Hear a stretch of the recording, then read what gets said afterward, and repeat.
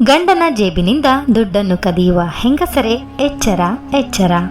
ಹಿಂದೆ ಈ ಅಭ್ಯಾಸ ಬಿಟ್ಟು ಬಿಡಿ. ಈ ಮಾಹಿತಿ ಭಯ ಹುಟ್ಟಿಸಲು ಅಲ್ಲ, ಒಂದು ಮನೆಯ ಶಾಂತಿ ಉಳಿಸಲು.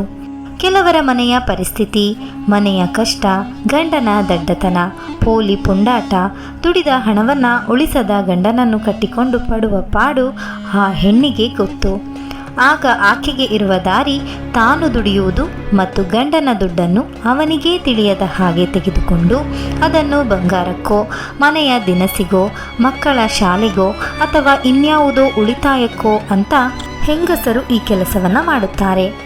ಆದರೆ ಹೆಂಗಸರೇ ಇಲ್ಲಿ ಕೇಳಿ, ಯಾವಾಗ ಹಣ ಮುಟ್ಟಬಾರದು, ಯಾವಾಗ ಹಣವನ್ನು ಮುಟ್ಟಿದರೆ ಅದೃಷ್ಟ ಹೊರಟು ಹೋಗುತ್ತದೆ, ಯಾವಾಗ ಮುಟ್ಟಿದರೆ ಅದೃಷ್ಟ ದುಪ್ಪಟ್ಟಾಗುತ್ತದೆ, ಏನು ಎತ್ತ ಅಂತ ಎಲ್ಲವನ್ನ ತಿಳಿಯೋಣ ಬನ್ನಿ. ಹಣ ಅಂದರೆ ಏನು? ಹಿಂದೂ ಸಂಪ್ರದಾಯದಲ್ಲಿ ಹಣವನ್ನು ಲಕ್ಷ್ಮೀ ದೇವಿಯ ಅನುಗ್ರಹ ಎಂದು ನೋಡುತ್ತಾರೆ. ಹಣ ಕೇವಲ ನೋಟು ಅಲ್ಲ, ಅದು ಶಕ್ತಿ, ಅದು ಪರಿಶ್ರಮ, ಅದು ಕುಟುಂಬದ ವಿಶ್ವಾಸ. ಗಂಡ ದುಡಿದು ತಂದ ಹಣವನ್ನು ಅವನಿಗೇ ಗೊತ್ತಿಲ್ಲದೆ ಮುಟ್ಟುವುದು ಜ್ಯೋತಿಷ್ಯದ ಪ್ರಕಾರ ಎರಡನೇ ಭಾವ ಅಂದರೆ ಧನಸ್ಥಾನವನ್ನು ಅಸ್ಥಿರವಾಗಿಸಬಹುದು. ಹಿಂದೂ ಧರ್ಮದಲ್ಲಿ ಹಣವನ್ನು ಲಕ್ಷ್ಮೀ ದೇವಿಯ ಪ್ರತಿರೂಪ ಎಂದು ಪರಿಗಣಿಸಲಾಗುತ್ತದೆ. ಹಣವನ್ನು ಕಳ್ಳತನದ ರೂಪದಲ್ಲಿ ತೆಗೆದುಕೊಳ್ಳುವುದು ಲಕ್ಷ್ಮೀ ತತ್ವಕ್ಕೆ ಅವಮಾನವೆಂದು ಕೆಲವು ಪುರಾಣಗಳು ಸೂಚಿಸುತ್ತವೆ. ಗಂಡನ ಹಣವೆಂದರೆ ಅದು ಗೃಹದ ಸಂಪತ್ತು. ಗುಪ್ತವಾಗಿ ತೆಗೆದುಕೊಳ್ಳುವುದು ವಿಶ್ವಾಸಭಂಗವಾಗುತ್ತದೆ. ವಿಶ್ವಾಸಭಂಗವನ್ನು ಮಾಡಿದರೆ ಲಕ್ಷ್ಮಿ ಸ್ಥಿರವಾಗಿರದೆ ಹೊರಟು ಹೋಗುತ್ತಾರೆ. ಆದ್ದರಿಂದ ದರಿದ್ರ ಯೋಗ ಉಂಟಾಗುತ್ತದೆ ಎಂಬ ನಂಬಿಕೆ ಕೂಡ ಇದೆ. ಇನ್ನು ಶುಕ್ರ ಗ್ರಹದ ಪ್ರಭಾವ ವಕ್ರವಾಗುತ್ತದೆ. ಶುಕ್ರ ಎಂದರೆ ದಾಂಪತ್ಯ, ಐಶ್ವರ್ಯ, ಸೌಂದರ್ಯ. ಹೆಂಡತಿ ಶುಕ್ರ ತತ್ವಕ್ಕೆ ಸೇರುತ್ತಾರೆ. ಹಣ ಎರಡನೇ ಭಾವ.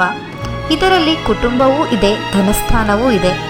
ಹೆಂಡತಿ ಗುಪ್ತವಾಗಿ ಹಣವನ್ನು ತೆಗೆದುಕೊಂಡರೆ ಎರಡನೇ ಭಾವ ದುರ್ಬಲವಾಗಬಹುದು, ಶುಕ್ರ ದೋಷ ಕಾಣಿಸಬಹುದು, ದಾಂಪತ್ಯದಲ್ಲಿ ಅನುಮಾನ, ಜಗಳ ಹೆಚ್ಚಾಗಬಹುದು.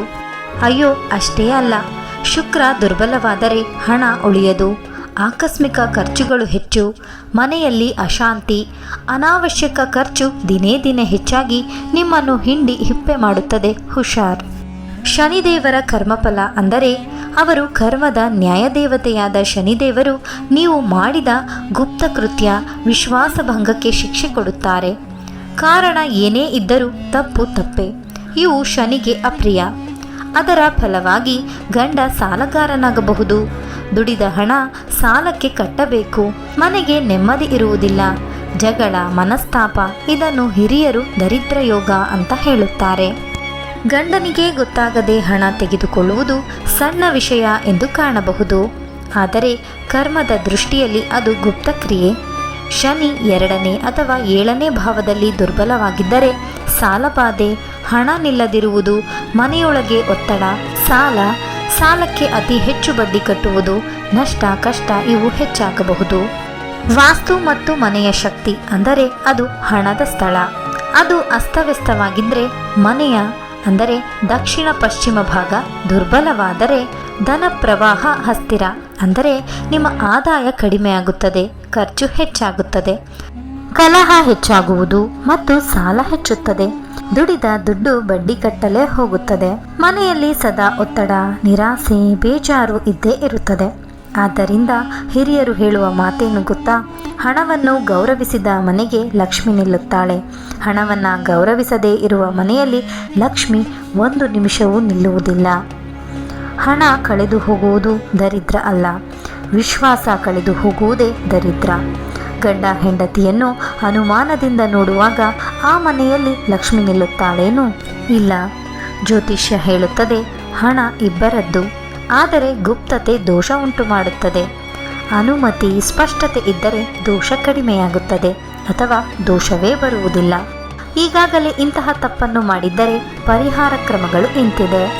ಶುಕ್ರವಾರದಂದು ಲಕ್ಷ್ಮೀ ಪೂಜೆಯನ್ನು ಮಾಡಿ, ಗಂಡ ಹೆಂಡತಿ ಸೇರಿ ದೀಪವನ್ನು ಹಚ್ಚಿ, ಪರ್ಸ್ ಶುದ್ಧವಾಗಿಟ್ಟುಕೊಳ್ಳಿ, 11 ರೂಪಾಯಿಯನ್ನು ದಾನ ಮಾಡಿ, ಪರಸ್ಪರ ಕ್ಷಮೆ ಕೇಳುವುದನ್ನು ಮತ್ತು ಪರಸ್ಪರ ಮಾತನಾಡುವುದನ್ನು ಮಾಡಿ, ಸ್ಪಷ್ಟತೆಯನ್ನು ಇಟ್ಟುಕೊಳ್ಳಿ. ಹಣದ ಶಕ್ತಿಯನ್ನು, ಹಣದ ಮೌಲ್ಯವನ್ನು ಗೌರವಿಸಿ. ಆದರೆ ಗೃಹಿಣಿಯರೇ, ನೀವು ಈ ಸಮಯದಲ್ಲಿ ಹಣವನ್ನು ತೆಗೆದುಕೊಳ್ಳಬಹುದು. ಅದು ತುಂಬ ಅನಿವಾರ್ಯ ಇದ್ದರೆ ಮಾತ್ರ. ಹಣವನ್ನು ಸದುಪಯೋಗ ಮಾಡಲು ಮಾತ್ರ. ಎಚ್ಚರ. ಯಾವ ಸಮಯದಲ್ಲಿ ಹಣವನ್ನು ಮುಟ್ಟಬೇಕು? ಹಿರಿಯರ ಅನುಭವ ಮತ್ತು ಜ್ಯೋತಿಷ್ಯ ಸಲಹೆ. ಬೆಳಗ್ಗೆ ಸ್ನಾನ ಮಾಡಿದ ನಂತರ ಅಥವಾ ಪೂಜೆ ಮಾಡಿದ ಬಳಿಕ. ಶುಕ್ರವಾರ ಅಥವಾ ಬುಧವಾರ ಉತ್ತಮ. ದೀಪ ಹಚ್ಚಿದ ಬಳಿಕ ಹಣವನ್ನು ಮುಟ್ಟುವುದು ಶುಭ. ಆದರೆ ರಾತ್ರಿ 8 ಗಂಟೆಯ ನಂತರ, ಕೋಪದ ಮನಸ್ಥಿತಿಯಲ್ಲಿ ಇದ್ದಾಗ, ಜಗಳ ನಡೆದ ತಕ್ಷಣ ಅಥವಾ ಬೇಜಾರು, ಅಸಮಾಧಾನ, ದುಃಖ, ಒತ್ತಡದಲ್ಲಿ ಇದ್ದಾಗ ಹಣವನ್ನು ಮುಟ್ಟುವುದು ಅಂದರೆ ಲಕ್ಷ್ಮೀ ತತ್ವವನ್ನು ಮುಟ್ಟುವುದು ಬಹಳ ತಪ್ಪು.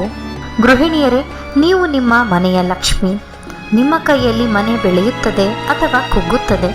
ಹಣ ಮುಟ್ಟುವ ಮೊದಲು ಒಂದು ಕ್ಷಣ ದೇವರನ್ನು ನೆನಪಿಸಿಕೊಳ್ಳಿ. ಮನಸ್ಸಿನಲ್ಲಿ ಶಾಂತಿ ಇಟ್ಟುಕೊಳ್ಳಿ. ಗಂಡನ ಜೊತೆ ಸ್ಪಷ್ಟವಾಗಿ ಮಾತನಾಡಿ. ವಿಶ್ವಾಸ ಉಳಿಸಿದ ಮನೆಗೆ ಯಾವ ದರಿದ್ರವೂ ತಾಕಲಾರದು. ಹಣ ತೆಗೆದುಕೊಳ್ಳುವುದು ಪಾಪವಲ್ಲ, ಗುಪ್ತವಾಗಿ ತೆಗೆದುಕೊಳ್ಳುವುದು ದೋಷ. ಗಂಡ ಹೆಂಡತಿ ಒಂದೇ ಆತ್ಮದ 2 ಭಾಗ. ಮನೆಯ ಹಣ ಇಬ್ಬರದ್ದು. ಆದರೆ ಮಾತಾಡದೆ ಮಾಡಿದ ಕೆಲಸ ಶುಕ್ರಗ್ರಹವನ್ನು ದುರ್ಬಲಗೊಳಿಸುತ್ತದೆ, ವಿಶ್ವಾಸವನ್ನು ಕುಂದಿಸುತ್ತದೆ. ಶನಿ ಕಠಿಣ ಪಾಠವನ್ನು ಕಲಿಸುತ್ತಾರೆ. ಈ ಮಾಹಿತಿ ನಿಮಗೆ ಉಪಯೋಗವಾದರೆ ವಿಡಿಯೋಗೆ ಲೈಕ್ ಮಾಡಿ. ನಿಮ್ಮ ಅಭಿಪ್ರಾಯವನ್ನು ಕಾಮೆಂಟ್ ಬಾಕ್ಸ್ನಲ್ಲಿ ಬರೆಯಿರಿ ಮತ್ತು ಇಂತಹ ಜ್ಯೋತಿಷ್ಯ ಮಾಹಿತಿಗಾಗಿ ಚಾನಲನ್ನು ಸಬ್ಸ್ಕ್ರೈಬ್ ಮಾಡಿ.